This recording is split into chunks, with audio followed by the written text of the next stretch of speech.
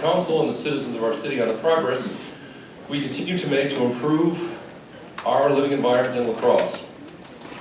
As we look to our 2023 goals, we can also reflect on the extraordinary progress our city has made in the past year towards continually fulfilling an overall mission to provide the highest possible level of equitable services to all who live in La Crosse. The examples of innovation and collaboration in our work are extensive and reflect the work of our dynamic and dedicated staff who continually excel at serving our community in ways that frequently go unheralded. Among the priorities that I've identified as essential to helping our community thrive is the development of housing. And this is all housing. Single family homes, it's condos, it's townhomes, it's apartments in a complex, apartments on third floors of the downtown, market rate housing, affordable housing, all of it. Our community, like many others, has traditionally erected roadblocks to housing development instead of clearing hurdles to ensure the community has homes within which people want to live. No longer. Now we are innovatively and collaboratively working with developers to help neighborhoods prosper, to advance towards goals of increasing the number of homes available as well as improving the quality of those homes overall. In the last year, we have witnessed the opening of the first phase of the 5th Ward Residences development. This is a development on a former industrial site. Cleaned up, out of the floodplain, welcoming new tenants. During a tour of the first 72-unit building at 5th Ward, right after the grand opening in November, I met a man from Kentucky. He'd moved to La Crosse for a highly skilled job at one of our city's largest employers. He was thrilled to find a place to live right in the city and loved the location at 5th Ward Residences. He was glad to be here, and I was certainly glad to welcome him. The first phase of 144 apartments and 14 townhomes is just the start for this development. Now, projects like this require collaboration. It takes plenty of that to build new living spaces in a former dilapidated industrial brownfield site that was in the floodplain. Now, I'm pleased to report that we're making great progress on other floodplain issues. Thanks to our floodplain manager, Sarah Rufeco, we've addressed dozens of lingering FEMA violations from years past. Sarah is also part of the team that helped remove 142 structures from the floodplain in the Ebner Coulee area within the last year. An incredible success. Sarah relayed a story about helping a homeowner with the refinancing of his property in that area. Now, this homeowner no longer has to bear the cost of flood insurance because of the efforts of city staff. Sarah, incidentally, is helping the man provide documentation to his lender so that the floodplain insurance mandate is removed. Our efforts to remove homes and businesses from floodplain areas will continue. Additionally, I've recruited biologists and engineers at the conservation group Ducks Unlimited to help us design a floodwater storage project for the city's north side. We are very early in this process, but this innovative and collaborative partnership may help immensely in La Crosse's ongoing floodplain challenges. In 2022, work began on the necessary infrastructure to bring roads and utilities to the River Point district north of Riverside Park, another former industrial site that was in the floodplain.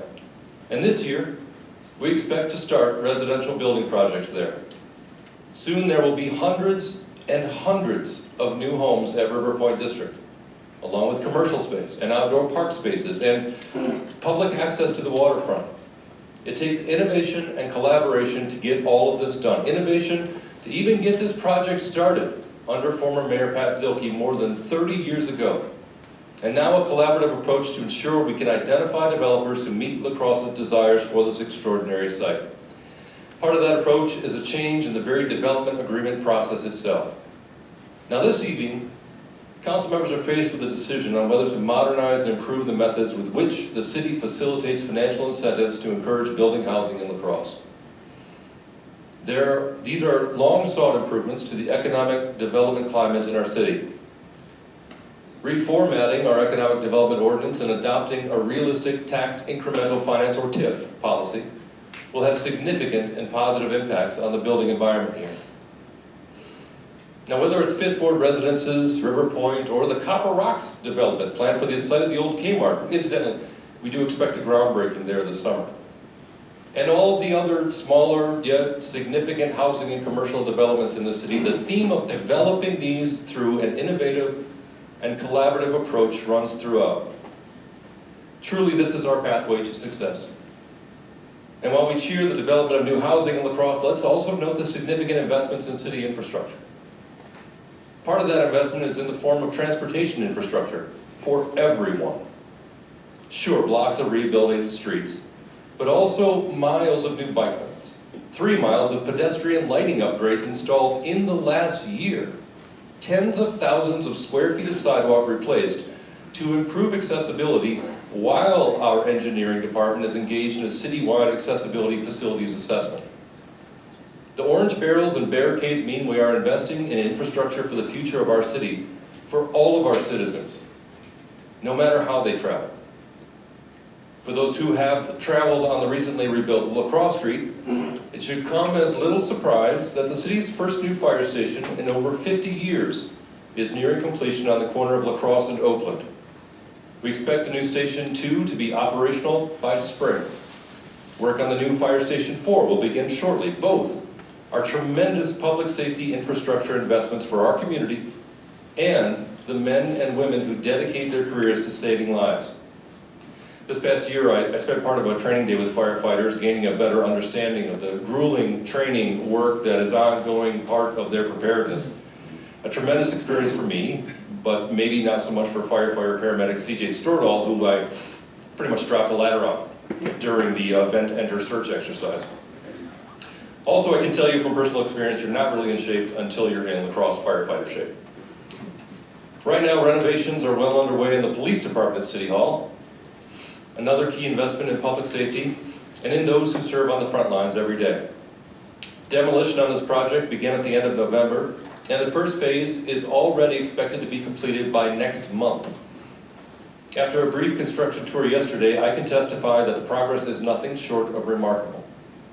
Also, this project has basically required our staff to pull every proverbial rabbit out of the construction management hat in order to completely renovate 2 floors of the PD in stages while not allowing any interruption in police services. Part of the infrastructure investment in River Point District mentioned before is stormwater infrastructure. That's just a portion of the extensive stormwater improvements underway in the city. We realize the need to adapt to the changes in weather which are routinely bringing historical flooding events to our streets and neighborhoods. One of the most significant stormwater improvements has come in the form of major lift station upgrades, largely funded through millions of dollars from the Federal Economic Development Administration. All of the upgrades are scheduled to be completed this spring and are just one part of a comprehensive process to increase overall stormwater capacity. Increasing that capacity is just one of the ways our city is working to address sustainability and resiliency in La Crosse. When the first of our city's electric bus fleet came online in 2022, the event was heralded locally and on a national level with a visit by EPA Administrator Michael Regan. Administrator Regan noted how the collaborative efforts between the city and Xcel Energy to get the buses on the street was a model for other communities across the United States to follow.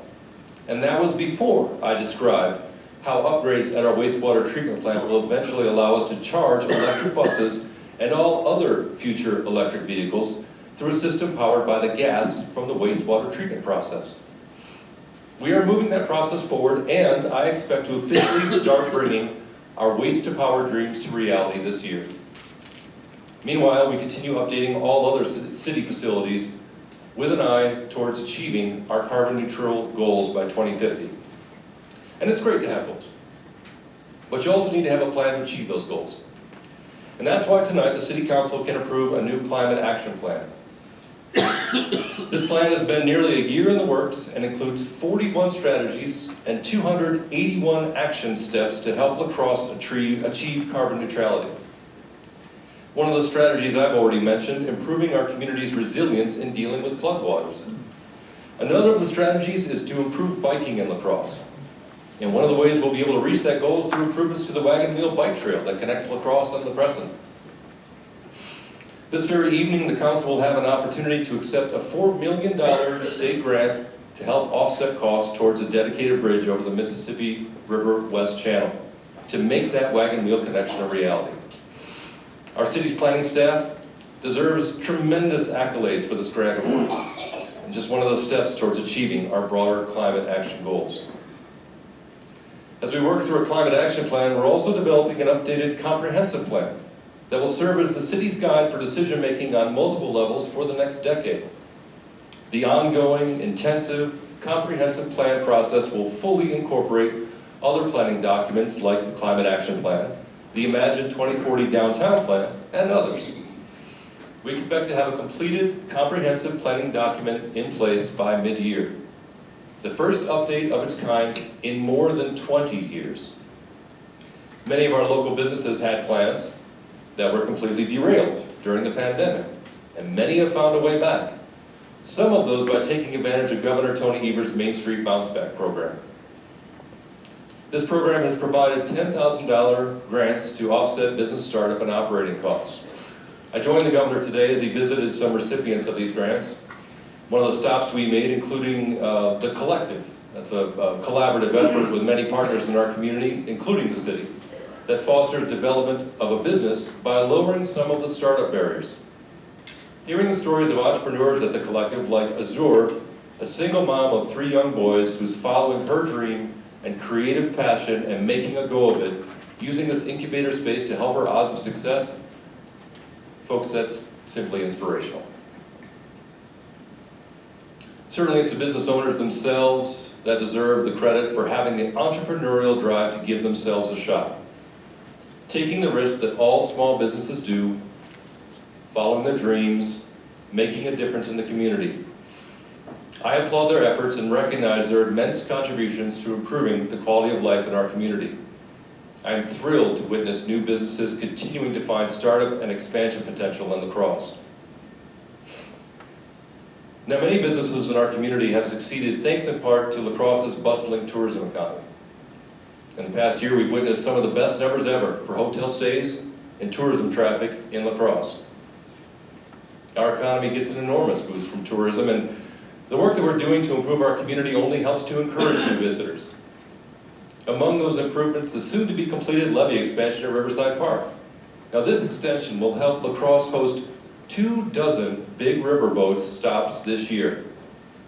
Each docking of those boats means hundreds of visitors coming into our city and region. Each docking is also a representation of the work our city staff have invested in developing collaborative relationships with the 3 cruise lines operating on the Mississippi River. Another boost to the tourism economy has been the newly renovated La Crosse Center. After a full year now in operation, the renovated center has helped to generate additional business activity for our entire region. La Crosse County government has recognized the economic impact of the center by committing $225,000 of sales tax revenue annually towards repairs and maintenance for the facility. And I thank the County Board of Supervisors for the willingness to work with us to help maintain this significant regional economic engine known as the La Crosse Center. Some larger developments are helping to spark rejuvenation in La Crosse. In October, Hy-Vee opened its doors at the Valley View Mall. That's pretty substantial. And it's not because it's a grocery store. It's because Hy-Vee invested significantly in restoring a closed big box retailer to create a different kind of anchor store for the mall and bring new life to that aging facility. I would expect to hear more about developments at the mall in the near future. Gunderson Health System has finished with first phases of its extensive renovation of historic buildings on 3rd Street in the downtown. It's the former home of Whetstein's. This project has been a stunning metamorphosis of that connected space and something that simply has to be witnessed in person to understand its expansive scope. And the construction of a new $200 million hospital on the Mayo campus in the middle of the city. Now, that's a project that, among many other things, holds the promise of being simply transformative for all of the neighborhoods surrounding the Mayo complex. I was proud to collaborate with Mayo leadership in helping to ensure this incredibly important project moved forward on schedule. And we should all be proud, all of us, for the utilization of our new Diversity, Equity, and Inclusion Fund established for 2022. We've used this fund, first of its kind in La Crosse, to support the Juneteenth celebration, Indigenous Peoples Day activities, and contribute to the building fund of Hope Restores, the first African American community support center in our city.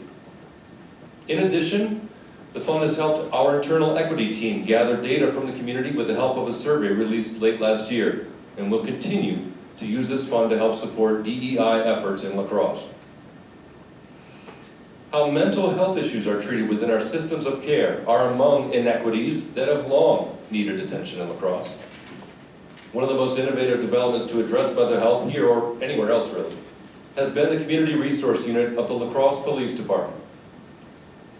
The CRU completed its first year in 2022, and this collaborative and co-responder model involving La Crosse Police and La Crosse County Health working together continues to have enormous impact. Joe Miller was the first officer of the CRU and can tell you about lives touched because of the program. Like the time he prevented a likely tragedy by rescuing a distressed individual from railroad tracks with a freight train bearing down on him. Thanks to grants awarded late last year, the CRU program will continue to be funded for at least the next 3 years. CRU is an extraordinary benefit to our city and a model for other police agencies to follow. We have yet to crack the code on solving our community's challenges with homelessness. We know that housing is key, engaging with community partners is essential, collaborating with county and state government is absolutely necessary. Our staff, especially the city's new Homeless Services Coordinator, Brian Sampson, has worked constantly at all of these, with some success. We have served dozens of families at or near homelessness, many individuals as well. We're nowhere close to the finish line, but we do see real progress. Our emergency responders, certainly our police neighborhood resource officers, work with our unsheltered population every day on the streets, continually providing help. Walking downtown today, I was stopped by a man unloading a box truck who told me, "Thank you for being an advocate for the homeless. I really appreciate it." Certainly not everyone agrees. And we have made our share of missteps and mistakes on this issue. But we'll keep at it. It's simply what is right and what is just. In case you missed it, Cheddar, the police department's new therapy dog, just a few months old, has already gained an enormous social media following. The goal for the therapy dog program is to help young people especially deal with trauma in their lives. It's another innovation from our police department. The department has also rewritten the book on the use of force. La Crosse police have focused intently on decreasing use of force through a systemic process that involves intense evaluation, training, and a philosophy of de-escalation as a means towards conflict resolution and mitigation of harm. As one member of our police command staff told me, this is how policing should be done. I absolutely agree, and I could not possibly be more proud to serve this community alongside these dedicated and devoted individuals within the La Crosse Police Department. Recently, the Common Council approved changes to alternate side parking rules that rely more on declaration of snow emergencies. Well, our IT department has adapted by starting a text alert system to which about 2,000 people in our community have already subscribed, along with hundreds more that have signed up to get email updates. Among the efforts the city's IT department has used in the past year to ensure community connectivity. The 311 La Crosse phone app, also launched in the last year, and it is underway and will continue to collaborate with the school district and others to connect all public facilities in the city to a fiber network. Now, connecting through fiber networks is key. Connecting as a community is also tremendously important. As I review some of the more audacious goals we've set for ourselves, adding 1,500 new homes in 10 years, removing all properties from the floodplain, becoming carbon neutral by 2050, and yes, ending homelessness, I realize we cannot possibly hope to accomplish all of this without working together as a community and without developing new processes and through innovation and collaboration. Charles Darwin said, "It is the long history of humankind that those who learn to collaborate and improvise most effectively have prevailed." And I intend for us to prevail. One of the many obstacles we have to overcome in order to ensure we can achieve our goals is the ongoing lack of commitment from some in the state legislature to adequately fund local government.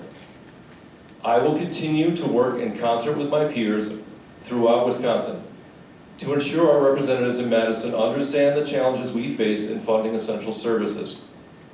I would hope, as a community, we can continue to urge our representatives to value the extraordinary work our local government does in delivering a vast array of services in ways that are cooperative, collaborative, innovative, and reach that highest possible level of equitable distribution for our entire community. It continues to be the highest honor of my life to serve this community alongside the City Council and our tremendous city staff. Thank you for the opportunity to address you all tonight.